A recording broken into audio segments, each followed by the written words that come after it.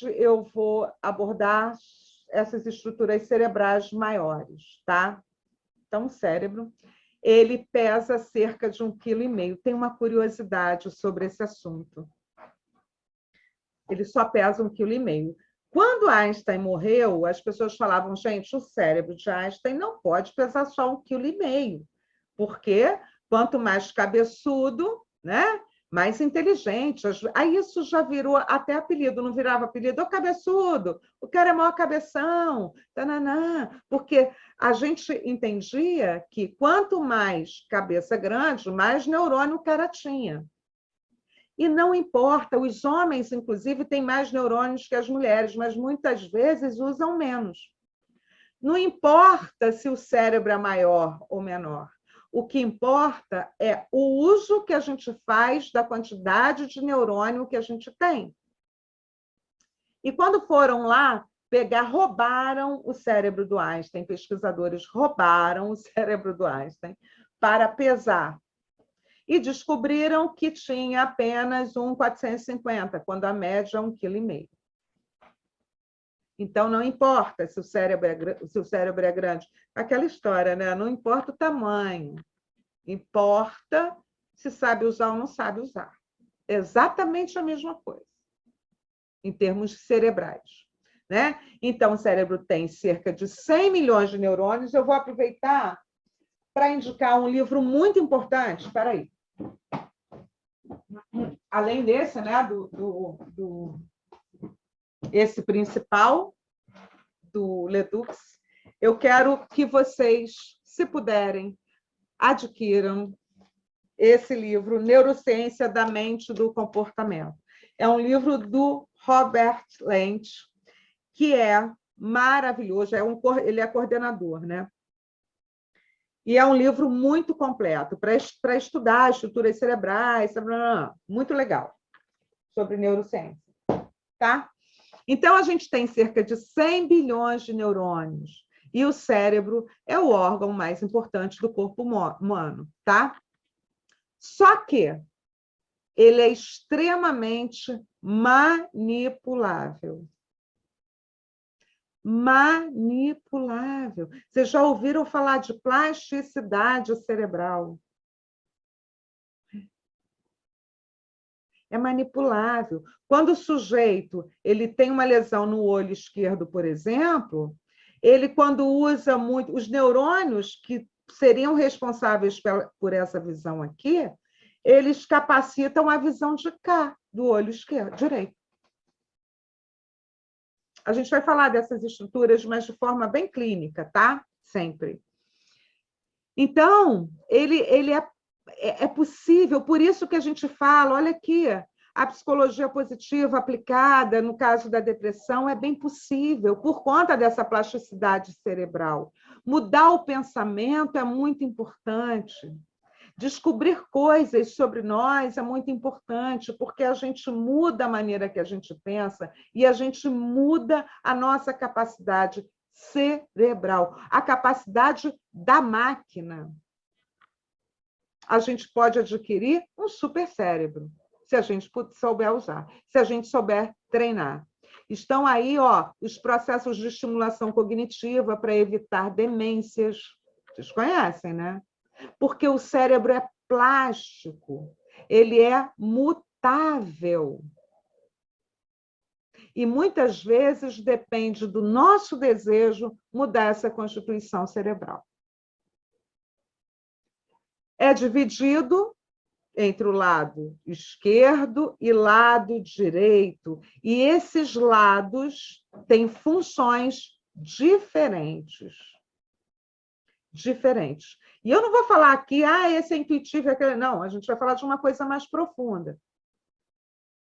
O lado direito coordena o meu lado esquerdo e o lado esquerdo coordena o meu lado direito. Essa informação é importante para o que vem depois, para a gente falar do cérebro emocional, tá? Por isso que eu estou ressaltando essa coisa dos hemisférios cerebrais, tá? É porque a gente vai falar do cérebro emocional e isso vai ter a ver com o que a gente vai estudar, Então, é por isso que eu estou ressaltando. Esses dois hemisférios, direito e esquerdo. Bom, e aí ele é constituído pelo córtex cerebral, ou neocórtex, que é a última estrutura adquirida pelo ser humano, né?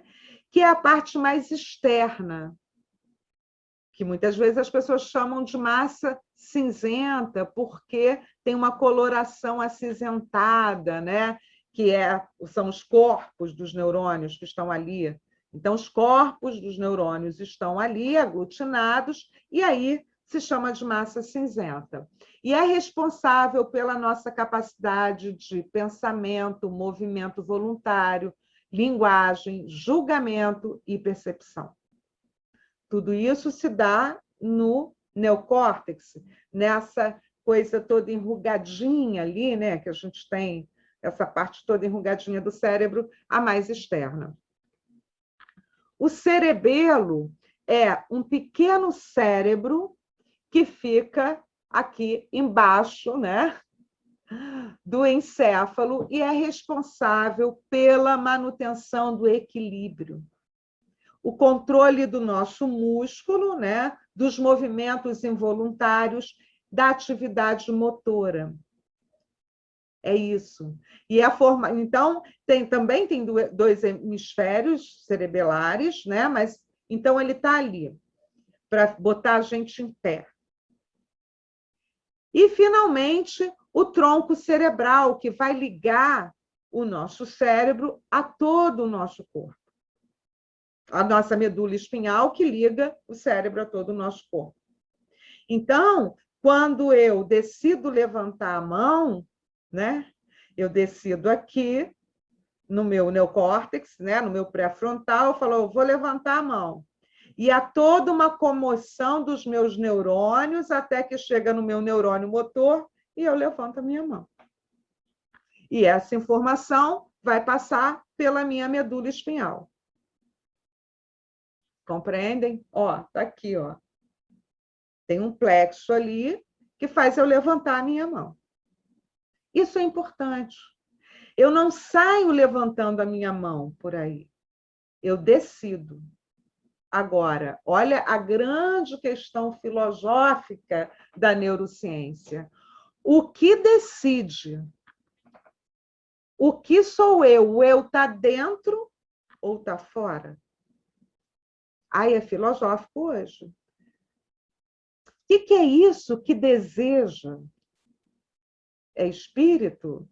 Né? Isso mora fora e anima o nosso corpo? Né? Voltamos à questão cartesiana, penso, logo existo, eu só existo porque eu penso, e se eu tenho certeza que eu penso, é porque eu existo? Voltamos a uma questão cartesiana. O que anima esse cérebro que faz eu querer coisas? A ciência cognitiva diz o seguinte: o cérebro é uma máquina de processamento. É uma máquina que processa coisas. Só que a neurociência não pode afirmar mais nada. A religião afirma o que quer, porque ela não tem o compromisso de comprovar nada. São dogmas religiosos que são indiscutíveis. Eu tenho uma paciente que é católica, por exemplo, que eu perguntei para ela o que acontece para o católico quando ele morre, né? A gente está falando, ela é esquizofrênica, e a gente está falando sobre a questão, ai, meu Deus, eu não quero reencarnar, não quero saber negócio de reencarnação, que eu posso reencarnar numa família diferente da minha, eu quero a minha, uma coisa bem assim. E aí ela disse, aí eu falei, o que acontece com o católico? Que ela é muito católica. Aí ela disse assim, ele vai ser enterrado e vai esperar a volta de Jesus. Eu falei, ué, e quando ele acordar, ele vai acordar com aquele corpo que apodreceu? Ela fala, é assim. Sabe assim? Isso não precisa ser questionado, isso é dogma religioso, e a gente não questiona. Os espíritas dizem, olha, você vai lá para o nosso lar, ou para qualquer comunidade, depois você reencarna para poder pagar a pena de ter sido o que você foi, e aí você tenta melhorar, quer dizer, mas isso tudo é dogma. E a gente é da ciência, a gente não sabe ainda. O que anima essa máquina? O que anima essa máquina? A gente não sabe. Então, a gente tem esses dois, né? Aí eu estou falando desse tronco encefálico, que é responsável pelas funções involuntárias, respiração, ritmo cardíaco e pressão arterial. Ele vai estar totalmente envolvido nos nossos processos emocionais. Tá bem? O tronco encefálico vai estar completamente envolvido nos nossos processos cerebrais, emocionais, tá? Por isso que é importante a gente entender.